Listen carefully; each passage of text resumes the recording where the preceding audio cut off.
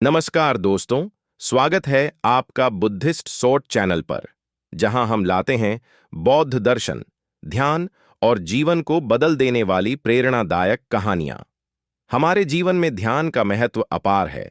सही ध्यान और समर्पण से जीवन को कैसे सफलता की ऊंचाइयों तक ले जाया जा सकता है, यही इस कहानी के माध्यम से जानेंगे। दोस्तों, एक बार की बात है, गौतम बुद्ध अपने शिष्यों के साथ दूसरे नगर में प्रवचन के लिए जा रहे थे। काफी दूर चलने के बाद सभी शिष्य थक गए और वे फिर महात्मा बुद्ध से बोले, गुरुवर, यदि आपकी आज्ञा हो तो कुछ देर कहीं रुक विश्राम कर लें। महात्मा बुद्ध बोले, वत्स, कहीं उचित स्थान देखकर हम वहीं विश्राम करेंगे। फिर कुछ देर चलने के बाद उन्हें एक खेत दिखाई दिया।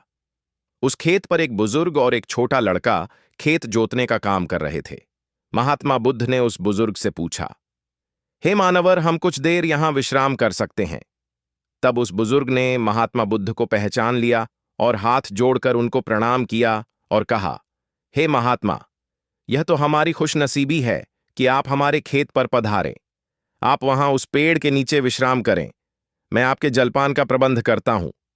तब महात्मा जी बोले, हे मान्यवर, आप अपना कार्य पूर्ण करें, हमको कुछ नहीं चाहिए। फिर भी वह बुजुर्ग नहीं माने और महात्मा जी को कुछ फल तोड़कर और उन्हें जल देकर वह बुजुर्ग अपने काम में व्यस्त हो गए। सभी शिष्य और बुद्ध ने फल और जल ग्रहण किया और सभी वहीं विश्राम करने लगे। फिर वह बुजुर्ग निरंतर अपना कार्य करते रहे।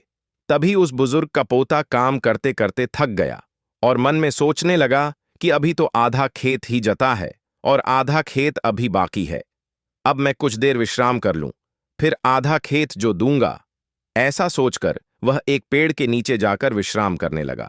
पेड़ की ठंडी ठंडी हवा से उस बुजुर्ग के पोते को गहरी नींद आ गई, लेकिन वह बुजुर्ग निरंतर अपने कार्य में लगे रहे। फिर जब उस बुजुर्ग का पोता अपनी नींद से जागा, तब तक उस बुजुर्ग ने सारा खेत जोत लिया। वह नजारा महात्मा बुद्ध और उनके शिष्यों ने देखा।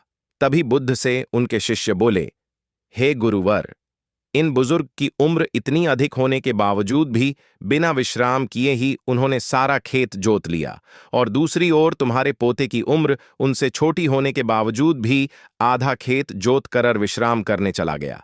ऐसा जोश सराहनीय है। उन बुजुर्ग में ऐसा जोश देखते ही बन रहा है और वहीं उनका पोता आलस्य में आकर विश्राम करने चला गया।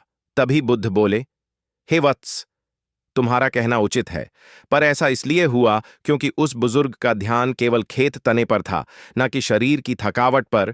वहीं दूसरी ओर उस बालक का ध्यान खेत की जुताई पर न होकर शरीर की थकावट पर था। इससे हमें यह शिक्षा मिलती है कि अपना ध्यान हमेशा लक्ष्य पर केंद्रित रखें और कहीं पर नहीं। यह कहकर बुद्ध और उनके शिष्य उस बुजुर्ग का अभिवादन करके अपने मार्ग पर चल दिए।